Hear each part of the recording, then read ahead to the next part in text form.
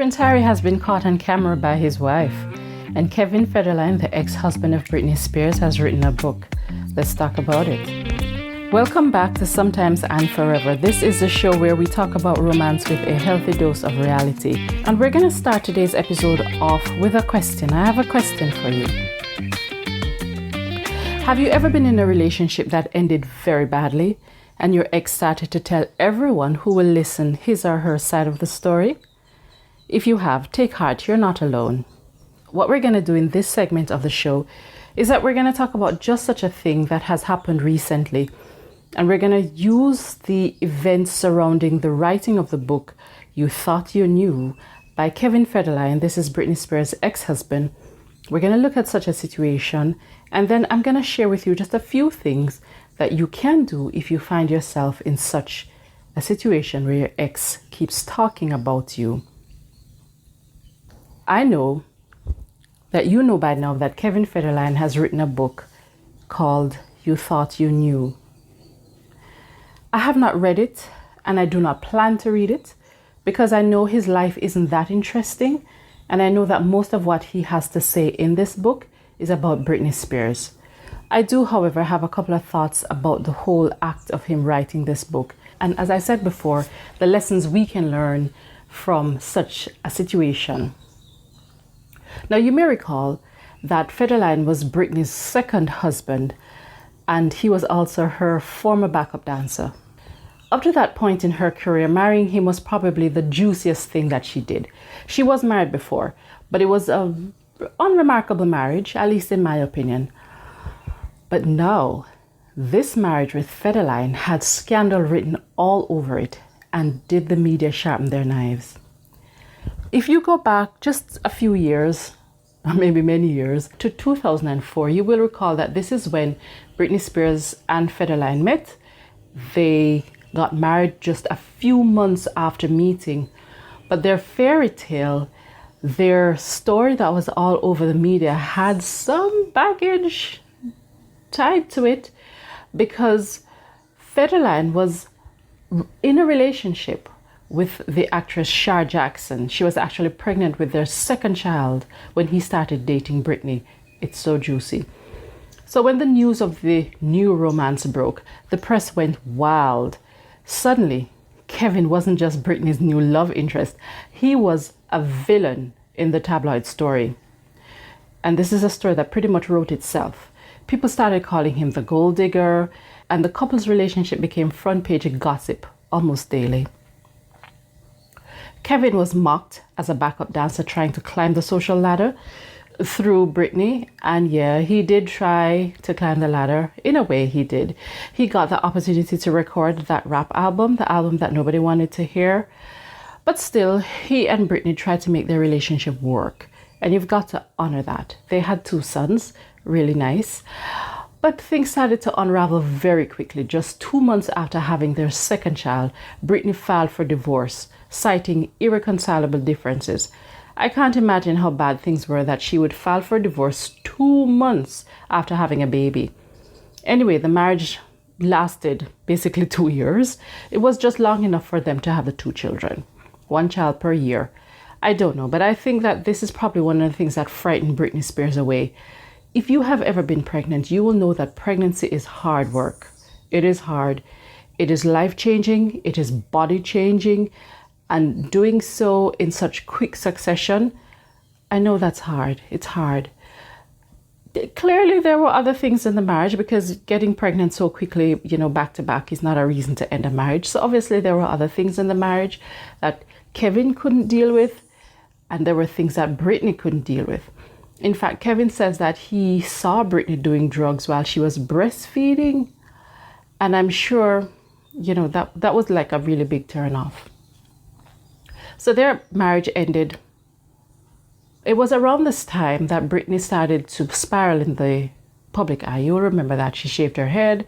She had a row with paparazzi. There was this infamous night when she refused to hand over the children after they came to visit her. It ended in her being hospitalized, and Kevin was granted full custody of the children. This was the ending of their custody battle. And this was a moment that I would say, marked a turning point for Britney, because it was at this point that her father took over her life and started to be the one to control everything in her life, her money, her movements, everything. So for the past few years, Britney went quiet. And you remember that there was this Free Britney campaign going on. But she's been quiet for the past few years. She did write a book that was pretty good. I think it was a good thing for her to have written that book. That's my opinion. You know who else wrote a book? Her husband, or I should say her ex-husband. And he has written this book, and I really have to ask why. Why is he picking at old wounds? Is it for profit? To tell his story? Or to help Britney? Or maybe, just maybe, to hurt her all over again? I haven't read the book, but if you have, please share with me what you think of the book, and how is it that, it really makes a difference to anything, this story that Kevin Federline has to tell. There are bits and pieces of it that did come out in the media, and I have read a few articles that had some of it in. In the bits that I have read, it's my opinion that Kevin makes himself out to be the victim. That is understandable because he's a hero of the story, so he has to tell bits where he's either the one saving the day or he's the one being victimized, because if he doesn't do those things, nobody's going to have sympathy for him in this retelling or in this story. So I understand why it is that he would make himself out to be a victim. And I say this because of one of the things that I read. There was an incident that he relates that he caught Britney making out with another woman. When he saw this, he decided that he was going to leave because this is not what he signed up for. But I'm asking, he's not that naive. He's not that naive to think that a Hollywood star as big as Britney was some sort of saint. Now, I'm not saying that it's okay for her to be making out with other people while she's married, but he has been around Hollywood people long enough. Or maybe I should say he's been an adult, or up to that point, he would have been an adult long enough to know that these things happen. I'm not justifying it, but I'm just saying, what's the point of this? He says that the boys got scared of her and they would wake up in the night to see her standing in the doorway with a knife.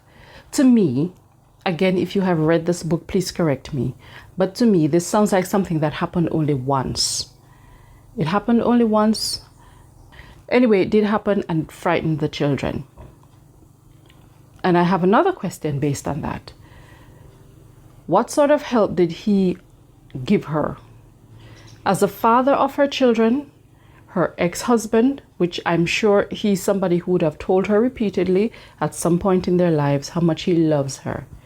And I'm sure that no matter how things went bad between them, the hatred is probably, I don't know, I'm not going to say I'm sure, but I want to think that the hatred isn't that strong that he wouldn't offer help. So what sort of help did he give, knowing that she's standing in the doorway in the night with a knife in her hand, looking at the children and frightening them? A mother making her children feel unsafe is a very unusual thing, and it's a sign that she needs help. I did see bits of an interview that he did with Piers Morgan. In that interview, Federline says he wrote the book to help Britney. So this book, he believes, could be the real thing that saves her. Maybe it's like a wake-up call for her. I find that to be so sad. He thinks that she needs help. And this is the help he gives? To expose her private life? To me, this sounds misguided. It's like he took advice from the wrong people. In the same interview with Piers Morgan, he says that he wrote the book to tell his truth. Now, whenever somebody says that they're going to tell their truth, in my mind, what they're really saying is that they're going to say some things that may hurt or offend others, and it's not the entire story. So whatever they say, I am free to take it with a healthy grain of salt. because it's only part of the story.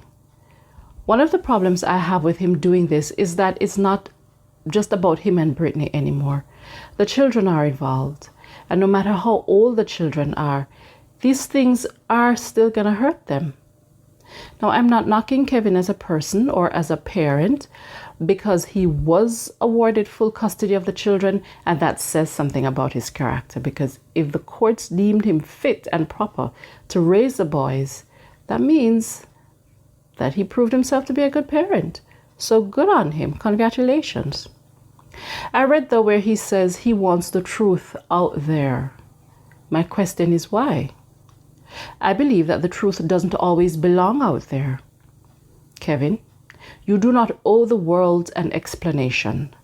Whatever happened in your family between you and Britney Spears and the boys is private and should remain private. When people get married, they usually think about forever. But reality is always different from romance. We know that by now, don't we? And I guess this is just one of those times where the reality is just so strong that it beats any sort of romance that was there at all. I wish Kevin Federline and his sons and Britney Spears all the very best. And I hope that they can find the peace they deserve. I hope they can find it away from the spotlight. Now, what about you? What if you have ever been in a situation where your ex starts talking about your private moments? If you ever find yourself in a situation like this, here are a few things to keep in mind. First, keep it moving. Don't engage in tit for tat. You don't have to explain or justify a thing to anyone. Maintaining your dignity is powerful. Let silence speak for you. Protect your peace. In this age of social media, unfollow, block, delete, do whatever you have to do to protect yourself. Take time away from the noise and focus on the people who truly see you. Focus on yourself. Finally, rebuild your identity. This is your comeback era. So once you have taken some time for yourself, it's time to unveil the new you who is so over that pathetic ex. Let people witness your evolution, not your heartbreak. Sometimes forever isn't about love that lasts. It's about surviving what didn't. Okay, we're gonna switch gears a little bit now. And we're gonna talk about another romantic tale. This one is a little bit of a fairy tale that kind of went south as well. Once upon a time, there was a prince who traded his palace for palm trees, and a duchess who found her happily ever after in Hollywood. They bought a mansion by the sea, filled it with sunshine, cameras, and I dare say, good intentions. But for a moment, it looked like they had the perfect ending. Just a moment. But then came several videos, I should say, and then there was this one particular little video that came out a few weeks ago. It was a simple clip of the prince and his duchess watching baseball. She was cheering with joy, she was smiling, she was laughing, but the prince was sitting and he softly smiled beside her. And this, ladies and gentlemen, showed the world what fairy tales never show, what happens after the happily ever after. I know that you have guessed it by now. I am talking about Prince Harry and Meghan Markle, and I'm hoping that you did see that viral video of Prince Harry and Meghan Markle in their Montecito TV room cheering for the LA Dodgers. No, wait, it was Meghan who was cheering. It was Meghan and a family friend who was also there. They're the ones who were cheering and laughing and screaming and carrying on. Harry was, well, sitting there. He looked like he was wondering who took the wicket. That's a term from the game of cricket for those who may not know. In the video, Meghan looked happy. She was screaming with joy and jumping and cheering. You could feel her energy through the screen. Meanwhile, Harry looked like he had wandered into a live-action episode of Keeping Up with the Californians. This is a man who was born to rule the Commonwealth. Now he looks confused by a baseball scoreboard. It's giving culture shock in real time. And listen, it's not shade, it's just an observation. Megan's joy feels effortless. It seems natural. She's at home. She's in her element. This is her world. The LA lifestyle, the American dream, the second act that she's getting, this is what she's always wanted. This is the life that she's always wanted. And Harry, he's still trying to figure out what his world even is anymore. Like I said, this is no shade. I mean, we all try to figure things out at some point or another, don't we? But to illustrate just how much he is trying to straddle two worlds to see where he really fits, or maybe I should say he's trying to carve out a little space for himself somewhere. A few days after this video came out and people started to criticize him about cheering for the LA Dodgers when his father is the head of Canada, which is a part of the Commonwealth, he went to Canada on a visit. When he was there on the visit, a video came out of him actually apologizing. He was apologizing for wearing the LA Dodgers baseball cap. He says that he was under duress. I wish he didn't say anything though. I wish he had just left it alone, because the less said the better in a situation like this. I really wish he didn't say a word in English. Once upon a time, Harry was the rebel royal. He was the fun one. You remember that guy? He was the soldier, the people's prince. Now he's a quiet husband in the background of a viral video, politely chuckling while his wife celebrates something he doesn't quite understand. Or maybe he doesn't even want to be a part of it. You know, he is from a country where people watch cricket, not baseball. So maybe baseball is not even his thing. It's like watching two stories happening in parallel. Hers is thriving, you know, she's moving on, and he's drifting. Megan's California life suits her. She shines in it. Harry, on the other hand, looks like a man who traded the crown for freedom, but somehow lost his reflection along the way. And let's be honest, we've all known that couple, or maybe we have been a part of that couple where one person blossoms and the other fades a little in the relationship. You know, they're just trying to keep up. You know what I'm talking about. It's always like this. One couple moves out ahead and the other one kind of follows. And sometimes the one who is following is the one who's supporting the one who's moving out ahead. And that is why you get that, you know, one is shining but the other one isn't. It happens in relationships. And sometimes one of the couple will just kind of fade away. Because here we see Megan out in sunny California. She's living her best life. And Harry, it seems, is just hoping not to block the camera. But maybe that's what love looks like sometimes. It's unbalanced. It's human. One partner gives and the other one takes. Harry gave up everything for Megan. The military, his family, his home, and the role he was born into. And now sitting beside her as she cheers for the Dodgers, you can almost see that thought bubble over his head. Look at that. Look at the image again. You can almost see that thought bubble. It says, what team am I even on anymore? And yet, maybe this is what happens when fairy tales meet reality. When you step out of the storybook and into the sunlight, you realize that freedom comes with its own kind of loneliness. And so our modern prince and the Duchess carry on. She's shining in California and he's quietly following. Once upon a time, there was a prince who left a kingdom for love. Now he's learning that even in paradise, not every story is a fairy tale. This incident shows that sometimes the crown or that thing that we give up for love isn't the thing that was really weighing us down. It was the thing that was helping us to understand who we were or who we are. And so sometimes that's a thing we need to keep. I'm Denny Downing, and this has been Sometimes and Forever. Until next time, may your happily ever after be yours, not someone else's dream. Thank you.